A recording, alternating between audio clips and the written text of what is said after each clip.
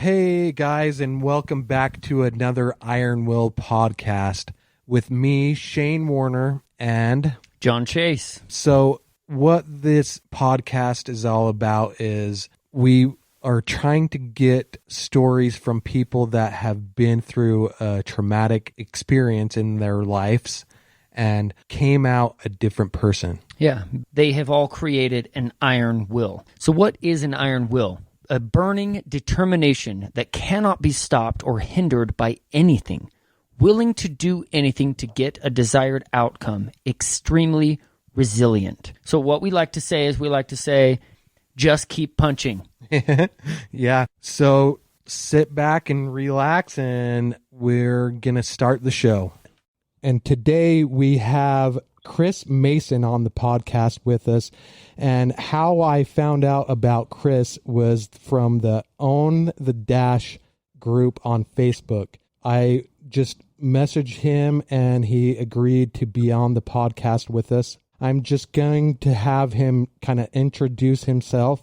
So here he is, Chris Mason. Hey guys, good morning. Hey, first and foremost, I appreciate you guys having me on. It's an honor, especially among veterans, and Jon, you're esteemed in the physical fitness category. So I do appreciate that. I'm humbled. Love to have you here. I guess as far as introduction goes, I'm kind of a jack of all trades. I've kind of been there and done a lot of things in my life, and I guess that's Jon and I talked about it off the podcast, but it's kind of a coping mechanism that I dive into things. I dive into hobbies. I dive into sports, and I'm a driven dude. I got to find out, test my mettle, so to speak, find out who I am. So 4 years active duty military, deployed twice. I did 10 years with the Los Angeles Police Department. I worked just about every specialized unit that I wanted to, and loved my time there. It was a good era to be there. Left there, I got a horrific injury that kind of cost me my career. So I was bored at home and couldn't do much. I couldn't play hockey anymore. I used to play hockey for the department. So I actually got real deep into fishing. I fished a professional bass tour of sorts for about 4 years. Yeah, that's cool. Yeah.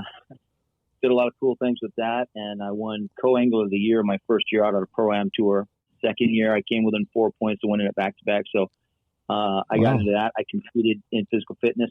Was my last one, I think, so when I was 46. I'm 49 now. So about 3 years ago, I competed in LA Championships and won my category for Men's Physique Masters. So that's awesome. I've gotten to do a lot of things and achieve some goals, and really none of it was for, glory. It was all coping. It was dry, so I'm kind of a different cat that way, I guess. And the only similarities I ever find is those of us that were in the military or physical fitness, because we all share that same kind of alpha mentality. And I think sometimes it's easier to get into that mindset when you have gone through hard times in your life, like the pushing it mindset and never quit mindset. Like, for sure. That's what those experiences teach you. 100%. I mean, everybody's got to find their drive inside, and it's got to have a source. If it doesn't have a source or motivation, you're not really going to find it. I mean, who wants to get up and lift twice a day sometimes and do fasted cardio in the morning? Yeah, right. Eat 1,200 calories during the day and counted perfect calories, mind you, weighed out and everything. And who wants to do all that stuff, unless they have that personal inner burn to achieve something, For sure. So I want to ask you where you grew up and what you wanted to be when you were growing up. Oh, that's a fun one. Born in Torrance, California, in Southern California. Kind of grew up all over. Once we were prepared to go to high school, so it would have been my freshman year, my parents moved out to a very small place called the Kern River, kind of outside of Bakersfield. Merle Haggard sang songs about it, and kind of a funny little place. But, back then there was no internet, so I was a beach boy stuck in the country life. And, by the end of it, I think it gave me a lot of perspective on life and, how to enjoy kind of the simpler things. But, ultimately full circle, that's where I want to go back to. But so at that point, when I was a kid, it started out with, play guns, and then it went up to BB guns. And I used to, once my mom moved me out of the country, I'd just grab all our guns and drive up into the mountain and go shoot cans, water bottles, and, small rodents and whatever we could. So I knew that I loved firearms. I wasn't a gun nut. I was more of a what you can do with them Yeah. kind of thing. Yeah. The tactical side. Yeah, much more on the tactical side, less a gun nut. I mean, I couldn't tell you, the grain of some of the bullets out there, Yeah. whatnot, but I could tell you how to hit a target. So, I knew that I wanted to do something with that. And then I also was an adrenaline junkie. I rode dirt bikes as a kid. I did everything that would get the blood pumping I could. So, I didn't realize that till about 10 years in, as an adult, how much I really, really kind of chased that. Yeah. So, I mean, that could be a double-edged sword, as we know. Sure. You're going to get injuries. So, yeah, my passion was to be, I never wanted to be in the military. It was too much of a kindred spirit, kind of a more free guy. I always said, oh, hell no, I won't go in the military. I don't like to give up my life. Yeah. And it wasn't until I sat down and spoke with my cousin, who's departed now. He ended up committing suicide. He was 5th Group Special Forces. He sat me down and just told me, hey, if you ever go in the military, he's like, go Navy or Air Force. And I'm like, I'm not going in the military. Being an Army guy, he goes, that's fine. Everything's changed. I didn't either. He said, just remember that. They treat you much better in the Air Force and the Navy, and you'll learn vocations that you can use in the outside world. And that's ultimately why he committed suicide. One was he couldn't find a job that was commensurate with his abilities. That's really hard. And 2, he had traumatic brain injury. So, and I never forgot that. So when the war kicked off in, late 1991, I was just a different cat. I had honor, integrity. I was a patriot. I said, listen, I'm an able-bodied male adult. I got to go. So, and never thought about going in the military before that. When that kicked off, it just kind of sparked something inside me. So, there you go. How long did you stay in the Air Force? I stayed in 4 years, deployed almost right off the bat to Saudi. I caught it in late 91, 92. So I was there at the end as a Storm and Shield. And then I was there for Operation Southern Watch, the 32nd Parallel. I went to those two. Wow. And then in 94, I deployed again to a completely different deal. Deployed to what was called Operation Safe Haven. It was protecting the overflow of the Cuban refugees from Guantanamo Bay. And they housed them in Panama in Empire Ranges. So that was a learning thing in its own. So were you military police in the Air Force, or what was your job? I understand they call them security forces now, but we used to be broken up into security police, into the security side and the law enforcement side. I was on the security side, so that's where the deployments come from, and we used to call it air-based ground defense. So building foxholes and going out and doing the FTXs and the stuff, a lot of stuff that the Army did. In fact, we learned it all at Fort Dix, New Jersey, from the Army. So that's where our deployments come from. So we're similar to the Air Force grunts if they had any. If that makes sense. Right. So Panama was a different deal. Yeah. So, this is when I wish we had a little button that we could push that played the Van Halen song. Just for like 1 second. Maybe we'll get to that point where we can program that stuff. I was going to say, we got to start somewhere.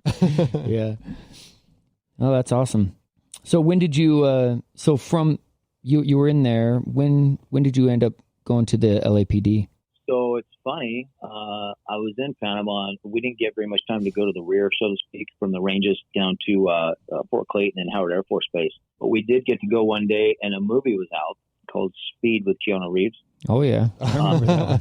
That was a great one. And as goofy, as unrealistic as super cheesy, yeah, but it was still fun. Come on.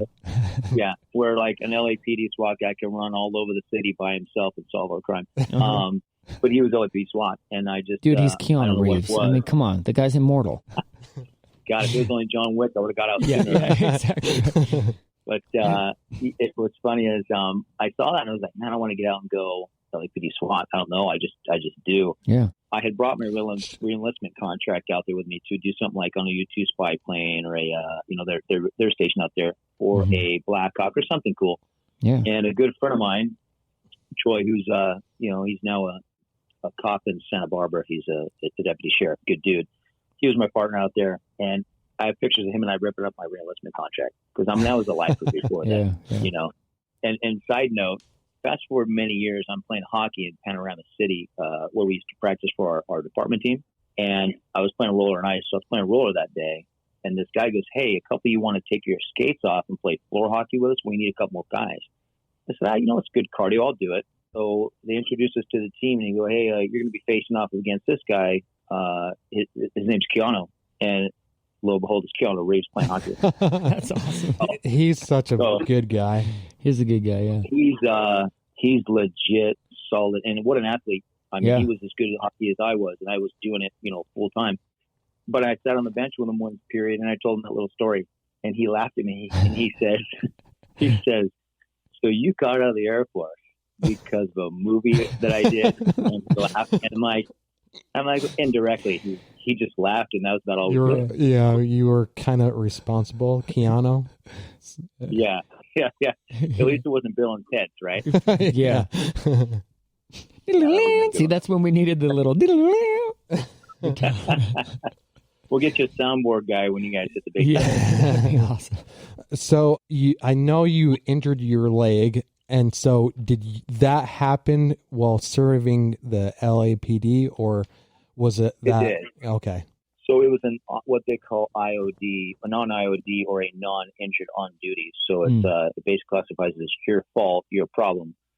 So I was riding motorcycles. I was actually in a pretty deep depression state at the time. It was as nasty as you could probably ever be, and frankly, it's a completely another podcast of my life. But we were having fun, and ultimately, it was just kind of a freak accident. The motorcycle flipped and launched out from underneath me. So imagine me flying through the air and standing. And you were on concrete, or? Yeah. Okay. Yeah, I was on one of those Rice Rocket sport bikes. Oh, okay. I was picturing like a dirt bike or something, but that's so even more scary. Yeah, so my body is standing straight up. Imagine that, doing about 71, 72 miles an hour track. And first thing that hits the ground is my leg. It just buckles right beneath the knee. Yeah. So beneath the knee just shatters. The ankle shatters. My toe is now way up behind my back by my shoulder blade. I'm sliding through the street. Wow. I hit the curb. Good buddy of mine, Joe, was LAPD as well, and he was riding his bike next to me. He happens to have been a SEER school instructor in the past. So he he pulls the leg out from under my body, which none of us knew how that could even happen. But sure. Cuts the jeans off, and he just looks at me and kind of puts his hand across his throat, like, "You're done." Wow. And I was like, great. So he puts out the call, hey, request an RA unit for a male, white, conscious of breathing properly, whatever age, suffering from a compound tib fracture. Yeah. So we know what a compound is. And that bone ended up sticking out of my leg about 2.5 inches. Oh my goodness. Yeah. Yeah. I'll tell you right now, the accident was not the pain. It was when they wheel you in the emergency room. And this is kind of, I think, the bulk of the podcast and why you guys even exist is things like this. They wheel you in. The doctor looks at it and says, you can be subject to infection. We have to actually set it right here, right now. Oh, my God. I just looked at him like he's out of his mind. He goes, "You might want to grab something." So I just grabbed, a good buddy of mine with the bro handshake. I grabbed his hand, and did you break it? Yeah, or? So he grabs one.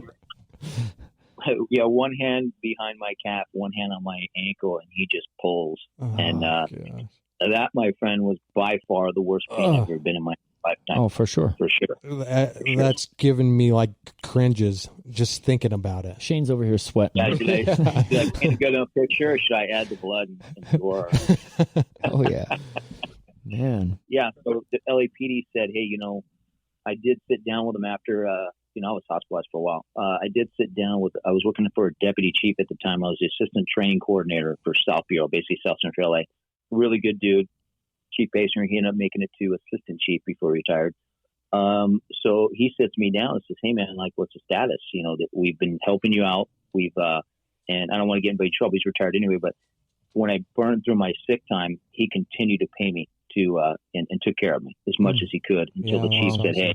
That's cool. Chief went down a list and said, "What's up with these broken guys?" That's what we call injured dudes, broken. What's up with these broken guys? And he had no answer. He goes, "Listen, I got to know what's going on." And I said, "Hey, doctors say I'm never walk again. They're still talking about amputation." He said, "So I said, I can't press forward."